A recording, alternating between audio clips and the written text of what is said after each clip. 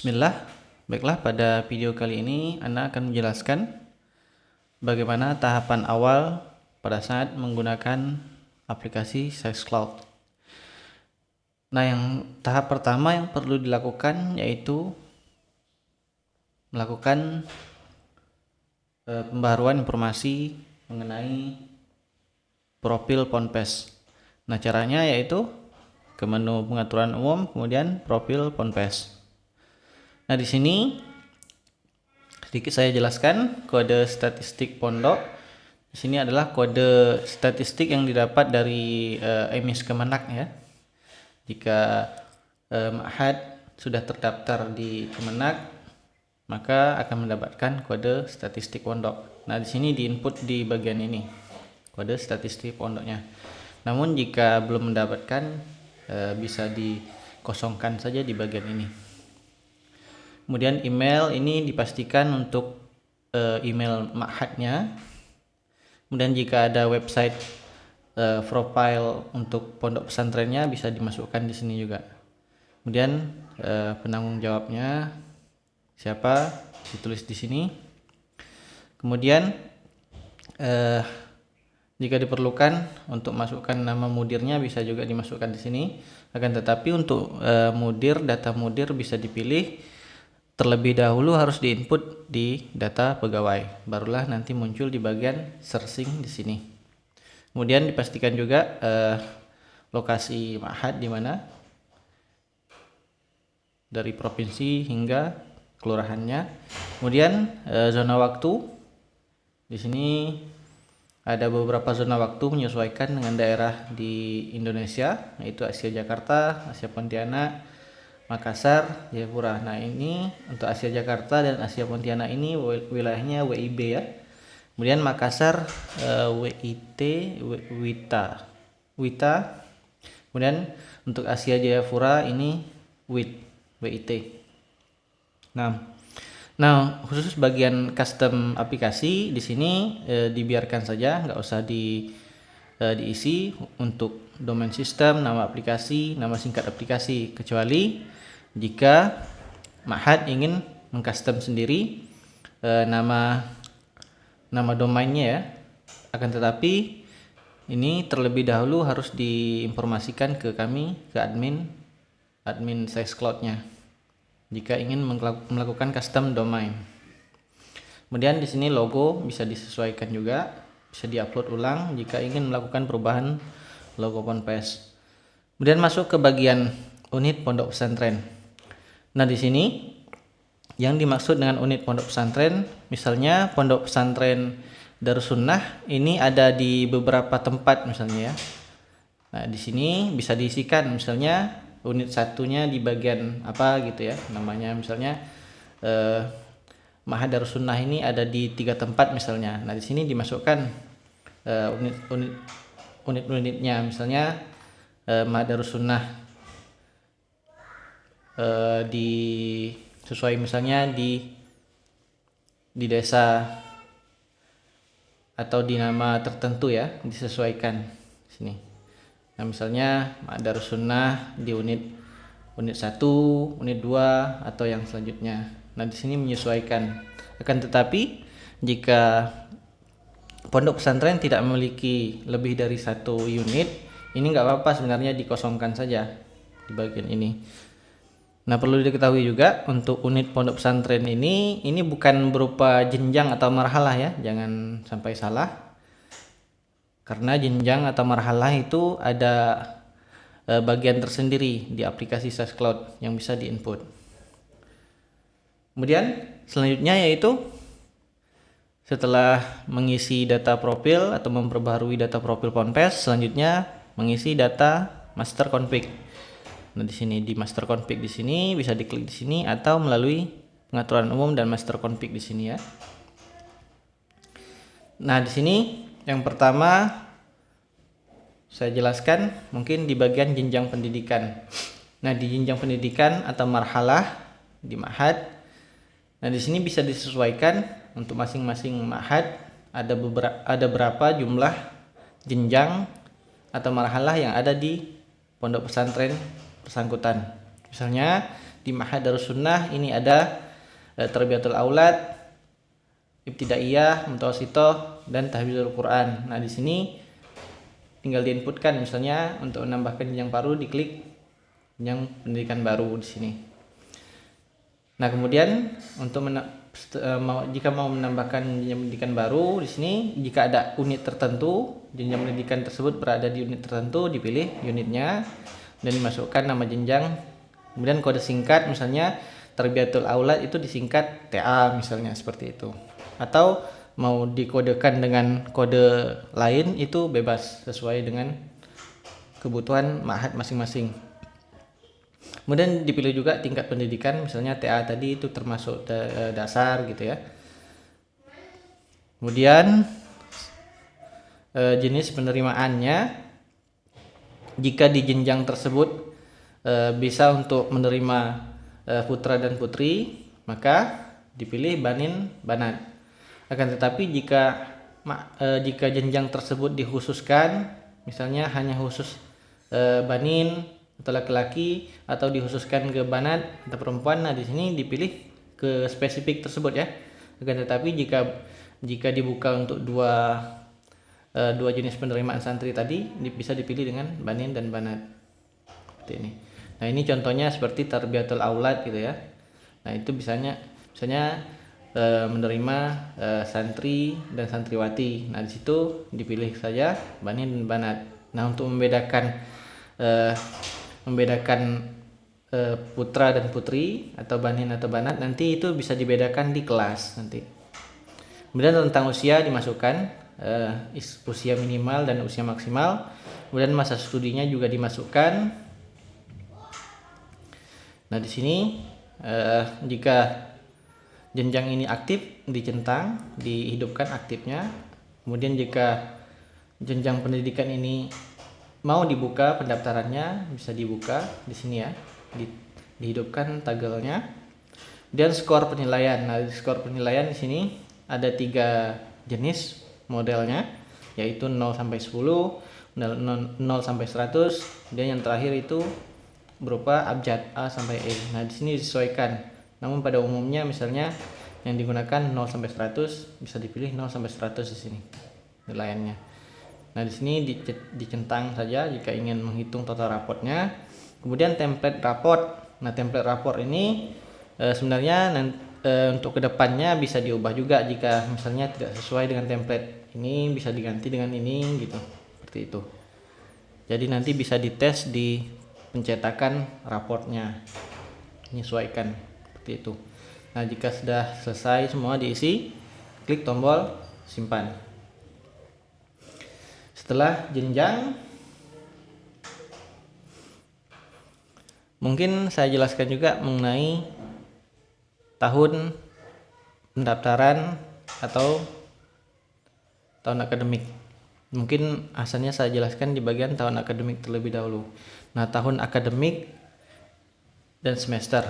Nah, ini maksudnya apa? Tahun akademik ini sama dengan tahun ajaran, sama dengan tahun angkatan, seperti itu ya. Jadi jika sistem mengatakan tahun akademik itu sama dengan tahun angkatan, sama dengan tahun ajaran, seperti itu.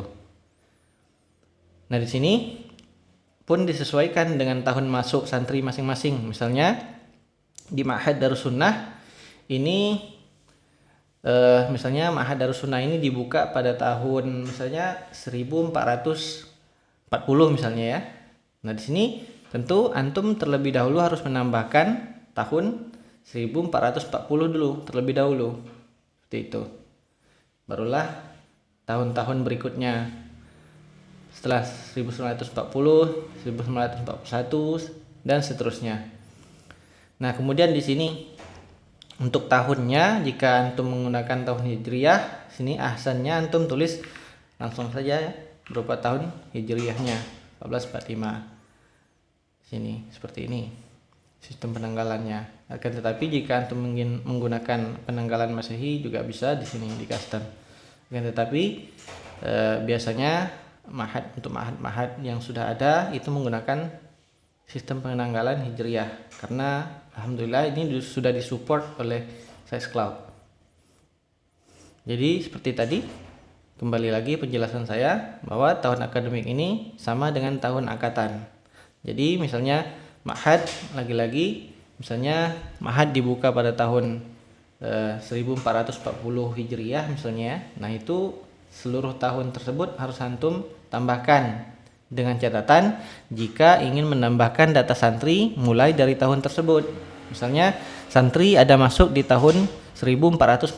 Nah itu antum juga terlebih dahulu antum harus menginput data tahun angkatan atau tahun akademik di tahun 1440. Barulah data santri yang masuk pada tahun tersebut bisa antum input dari data santri di bagian akademik ini ya. Kemudian selanjutnya setelah menginput data akademik juga harus menginput semester akademik. Nah di sini bisa ditambahkan ya semester akademik. Misalnya di tahun 1445 itu ada dua pasti ya, kalau untuk semester itu ada dua semester, ganjil dan genap. Nah di sini bisa disesuaikan untuk tanggal mulainya kapan, seperti di sini kapan mulainya, kapan berakhirnya untuk semester tersebut. Ini bisa diinput oleh admin. Kemudian selanjutnya setelah menginput data akademik ini, kembali lagi jika ingin membuka penerimaan santri baru, nah di sini perlu dihidupkan, buka pendaftarannya dihidupkan. Misalnya ini bisa dipilih ya, misalnya ingin membuka tahun ajaran ini untuk pendaftaran santri baru, untuk bisa seperti ini, kemudian simpan. Nah di sini ya disesuaikan dengan tahun berapa yang akan dibuka. Biasanya misalnya tahun akademiknya 1445 yang aktif sekarang, biasanya yang dibuka itu tahun kedepannya ya. Jadi antum perlu menambahkan 1 tahun ke depan lagi, misalnya 1446, 1447 untuk penerimaan santri baru, seperti itu. Jadi santri baru nanti angkatannya bukan angkatan ini, tetapi adalah angkatan yang baru, kecuali santri tersebut juga mau dimasukkan di tahun angkatan yang sekarang aktif. Misalnya yang aktif sekarang di tahun 1445, nah mau dibuka juga pendaftaran santri baru untuk tahun ajaran ini, nah itu labas, dihidupkan saja pendaftaran di tahun tersebut.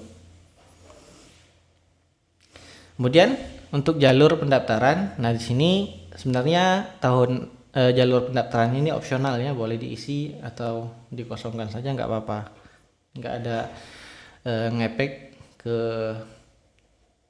sistem, hanya saja ini untuk pengelompokan saja.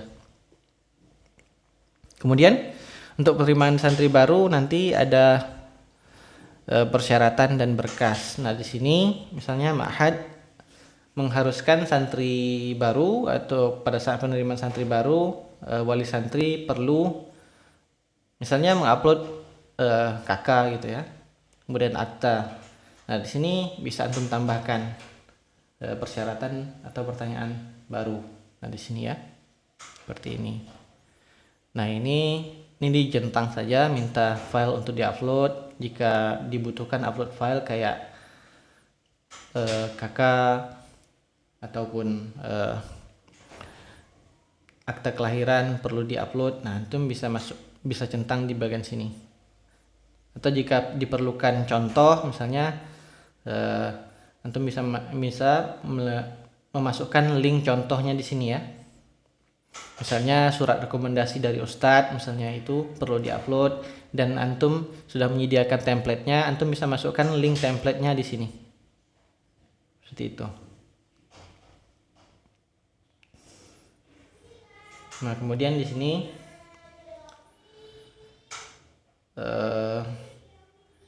ini bisa dibuat berupa pilihan jawaban juga ya, seperti ini contohnya. Nah seperti ini bisa dites, bisa disesuaikan lagi untuk pendaftaran santri baru. Selanjutnya saya jelaskan lagi tadi yang perlu diperhatikan, yaitu bagian kelas dan ruangan. Nah, di sini tentu terlebih dahulu jika ingin menambahkan kelas dan ruang kelas itu terlebih dahulu harus diinput jenjangnya. Barulah bisa ditambahkan kelas dan ruang kelas. Nah, misalnya tadi sudah saya tambahkan jenjang pendidikan Tarbiyatul Aulad. Nah, di Tarbiyatul Aulad ini ada kelas apa saja bisa ditambahkan di bagian sini ya. Nah, di sini seperti ini. Kemudian wali kelas juga bisa ditambahkan dengan syarat untuk data wali kelas sama seperti data mudir yang sudah saya jelaskan tadi, datanya diambil dari data pegawai. Jadi perlu ditambahkan ke data pegawai terlebih dahulu. Nah, di sini seperti ini ya. Coba saya lihat. Nah, di sini untuk kelasnya putra. Ini kelasnya tentu kita pisah. Putra dan putri dipisah ya. Kemudian di dalam kelas itu biasanya ada ruang kelas. Nah, misalnya di dalam kelas 1 itu ada misalnya ada 3 lokal atau 3 kelas. Sini ruang kelasnya bisa dipilih di sini ya. Ruang kelas 1 putra terdapat 2 ruang kelas ya. Kelas 1A Banin TA misalnya. Ini nama ruang kelas ini menyesuaikan saja dengan kebutuhan pondok yang mudah diingat atau langsung atau yang spesifik ke ruangan tersebut. Jadi satu kelas itu minimal memiliki 1 ruang kelas. Kemudian selanjutnya yaitu penilaian. Nah, untuk penilaian sendiri bisa disesuaikan lagi di sini. Sesuaikan apa saja yang akan dinilai. Misalnya nilai tugas, kemudian akan dihitung rata-rata penilaiannya, kemudian faktor pengalinya diisi saja di sini 1 atau lebih. Oke, selanjutnya yaitu di predikat. Nah, di predikat ini dibagi seperti ini. Disesuaikan tadi untuk jenjang rank nilainya kita pilih tadi skor penilaian maksud saya itu 0 sampai 100 untuk Tarbiyatul Aulad. Nah, di sini dimasukkan predikatnya, perhitungannya. Nah, di sini bisa di custom, disesuaikan dengan kebutuhan ma'had masing-masing untuk predikatnya ya. Misalnya 0 sampai 19 itu buruk sekali gitu ya. Nah, itu bisa disesuaikan. Ini juga bisa di-copy ke jenjang yang lain. Nah, seperti ini. Nah, untuk predikat ada mata pelajaran wajib dan adab atau lainnya tipe predikatnya. Tapi yang selanjutnya yaitu kelulusan. Nah, di sini di masing-masing jenjang ini bisa di-set untuk perhitungannya otomatis menentukan apakah santri yang bersangkutan yang berada di jenjang atau marhalah bersangkutan naik kelas atau tidak. Nah, di sini bisa kita tentukan persyaratannya. Misalnya jumlah rapotnya tidak boleh lebih dari 3 gitu ya misalnya ya. Nah, jika lebih dari 3 nilai rapotnya maka sistem mendeteksi bahwa santri yang bersangkutan itu statusnya tidak naik kelas gitu, seperti itu. Nah, ini tentu di semester akhir ya untuk menentukan apakah naik atau tidaknya. Nah, itu ditentukan otomatis oleh sistem. Kemudian selanjutnya yaitu menentukan metode pembayaran yang ada di ma'had. Nah, di sini disesuaikan saja, misalnya ma'had punya rekening bank BCA, BRI atau bank yang lainnya ya. Nah, di sini kebetulan saya baru menambahkan 2 ini untuk di demo, akan tetapi pada saat menggunakan aplikasi realnya sudah ada banyak bank ya, bisa disesuaikan, bisa dipilih. Atau jika bank tersebut belum ada di list di sini antum bisa mengontak admin SESCloud untuk menambahkan bank tersebut. Kemudian di sini di bagian WhatsApp. Nah, di sini di bagian WhatsApp ini gunanya untuk mengirim notifikasi ke wali santri. Nah, jika diaktifkan ini akan pada saat membuat tagihan itu akan otomatis wali santri akan menerima notifikasi seperti itu. Kemudian di paket berlangganan. Nah, di sini adalah paket-paket yang antum gunakan berlangganan SESCloud. Nah, di sini contohnya paket Gold. Ini maksimal jumlah santri aktifnya bisa 2000 ya. Nah, ini tanggalnya. Nah, ini harga paket per bulannya. Jika antum mendapatkan diskon dari kami dari SESCloud, di sini akan muncul di sini. Dan ini adalah total pembayaran selama periode berlangganan 12 bulan ini misalnya ya.